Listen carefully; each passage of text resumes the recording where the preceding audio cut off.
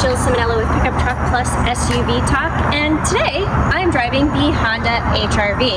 And publisher Tim Esterdahl has already done a first look driving impression review of this vehicle, so I'm really not going to spend a lot of time on driving impressions because yeah, I actually kind of agree with him. This has a 2.0 liter, 4-cylinder, 158 horsepower engine, and it's fine. It's not great for my driving because I'm a little bit more on the aggressive side of things, but for most people, it's going to do very well. And frankly, at the end of the day, it did everything I needed it to do. So, what I want to do in this video, as you can tell, the sun is getting ready to set here, so I'm going to go into some nighttime views of this vehicle. But before I lose my light, I'm going to take you inside and I'm going to show you some of the things that I like and some of the things that I don't like on this vehicle. So, let's take a closer look right now.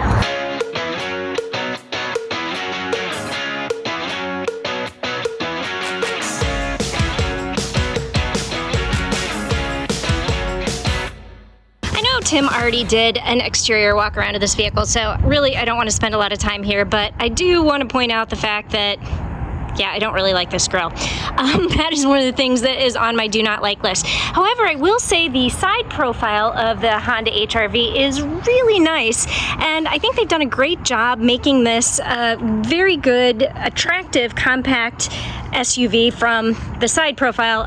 It's just the grille, I don't know, it just looks like it has a cartoon face. Do you think it has a cartoon face? I think it has a cartoon face. Okay, but again, don't really want to spend a lot of time on the exterior. Let's just pop inside really quick. So, I'm going to start it up.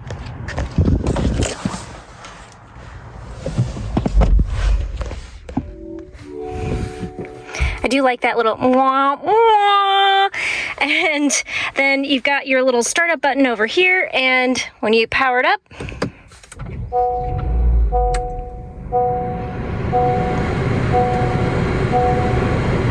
you have those little entry chimes. Does anybody else hear "Some Say Love" at the beginning of that? I just keep thinking, "Some say love." Is that a no to the "Some Say Love"? All right, so you also have a digital display here that is frankly really not very configurable, but you do have some good stuff going on. And you've got a lot of information here, and I especially like the fact that when you first get into the vehicle, I don't know if you caught that, it shows you every seat in the vehicle and who has their seatbelts hooked. So there's no excuse for the people in the back seat to not hook their seatbelts, because you can tell. Because this is an EXL trim, this has the wireless Apple CarPlay environment, which I thought worked pretty well, but it is just a little bit laggy. So if I was trying to do voice commands, or even if I was just changing my songs through my playlist here, it would take a hot minute before it would change. But I think that comes with being in a wireless environment. It didn't really bother me. I thought it worked pretty well, and overall I was pretty happy with the system, and that's going to go on my like list because it didn't disconnect. Recent test vehicles I've had, about 2 hours into a 3-hour drive, I've had the system disconnect and I can't reconnect it because it won't let you do it while you are driving. So then I'd have to take my phone and put it in my lap to watch for my directions, and I didn't like that at all. But this did not do that. This was good. So it stayed connected, and I put my phone in the wireless charging and it didn't overheat. So that is also going to get a thumbs up for me. Now, my phone wasn't super cool, but I've had problems recently where my phone just powers down because the wireless charging overheats it. Did not do that in the HR-V. So I really like all of that.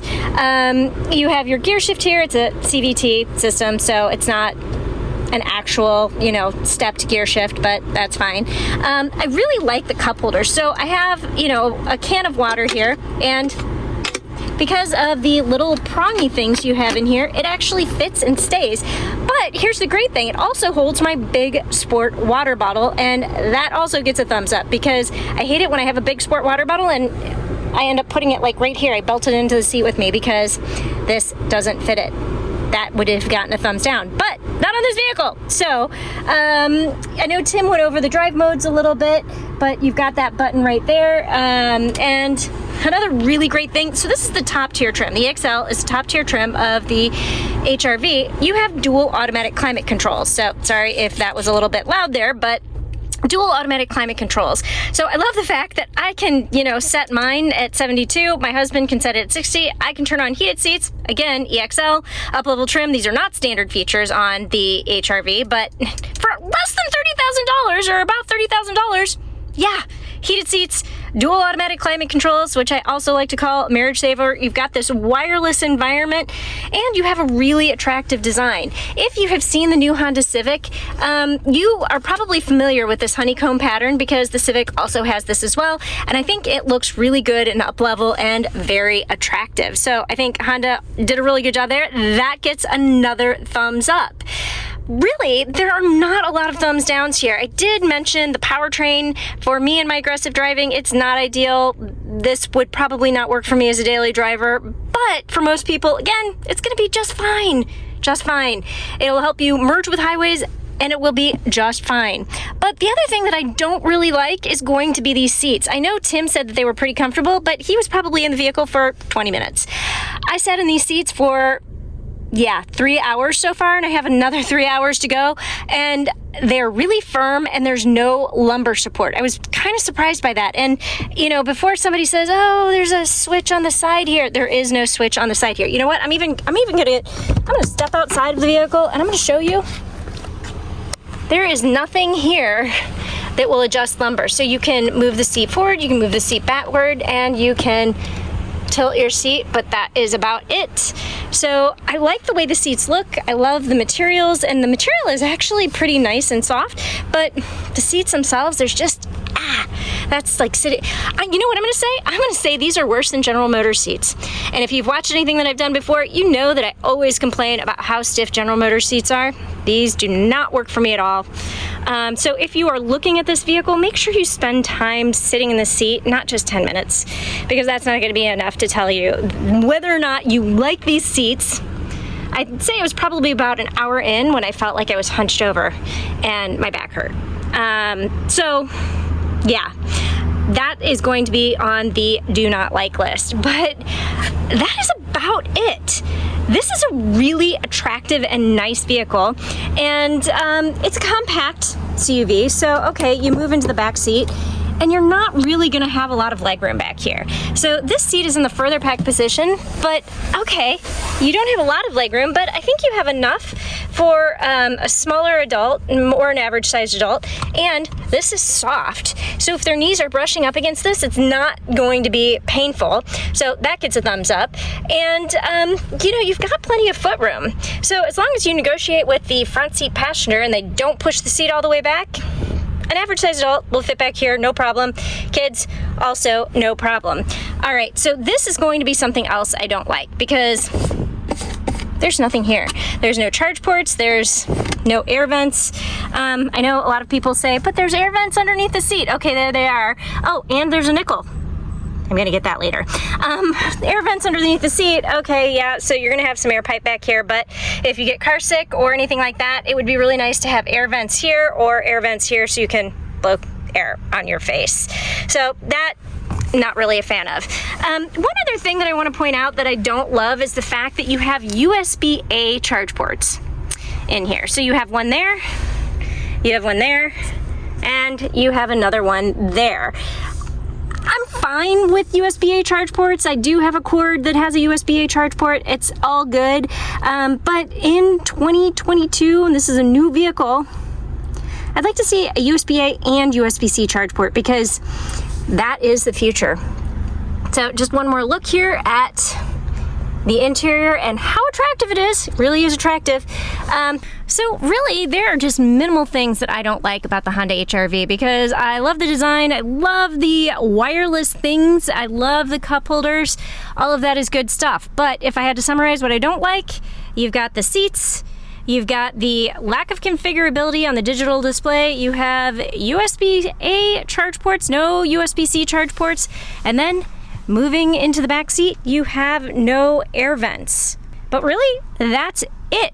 Honda's done a great job with the HR-V, and yeah, now we just need the sun to hurry up and set so we can look at the lights at night.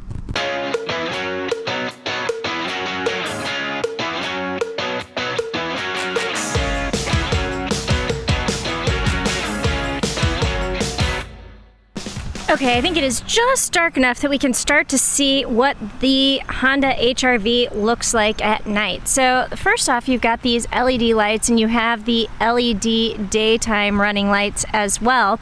And when you move to the front, you can see I turned the blinker on so you could see what it looks like. The daytime running light becomes the blinker light. So it turns amber as it starts to indicate you're getting ready to turn. So I like how that looks. I think the lighting signatures in the front are really good, and I think the turn indicators are pretty visible.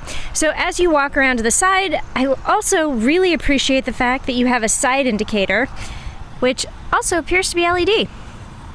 Moving around to the rear of the Honda HR-V, I think this is probably the best lighting signature on the vehicle, and I love this LED taillight that kind of mimics, in my mind, the Jaguar taillight because it has a little bit of a chicane here, and I think it looks really good. It looks very upscale and very elegant, and I also really appreciate the fact that you have the blinker up high. So too many vehicles these days have your blinker down here, and yeah, if somebody's tailgating you or not really paying attention, that is pretty hard to see.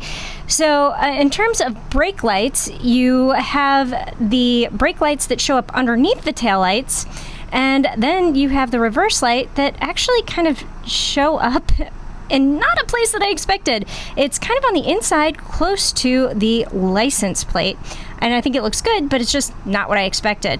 What did I expect? I actually expected the reverse lights to be in here, and I thought that the brake lights would be here. But yeah, I think what Honda did works.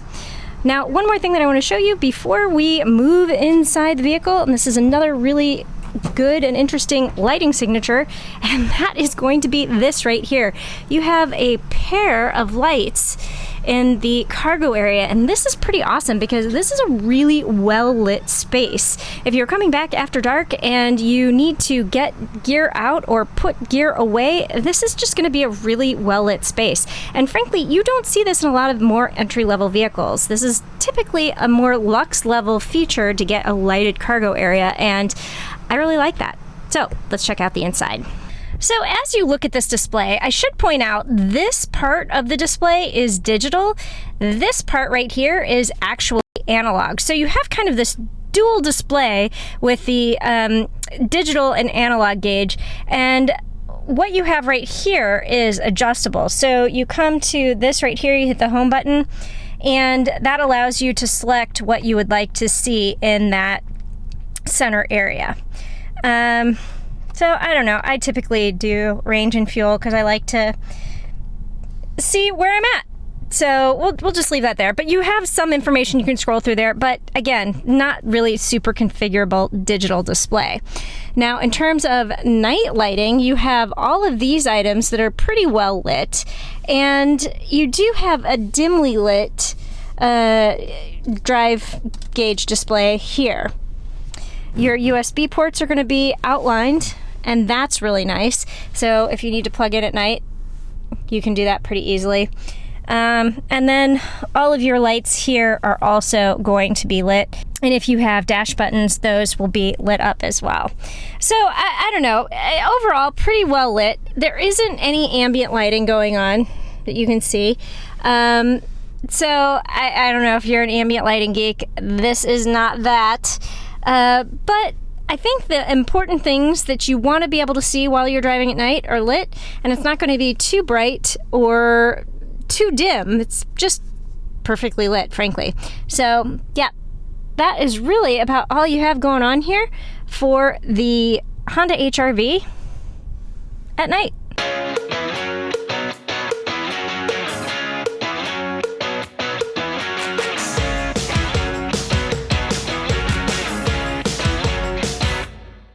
Alright, thanks for sticking with me as we checked out some of the things that I liked and did not like on the Honda HR-V, and yeah, we took a look at this at night.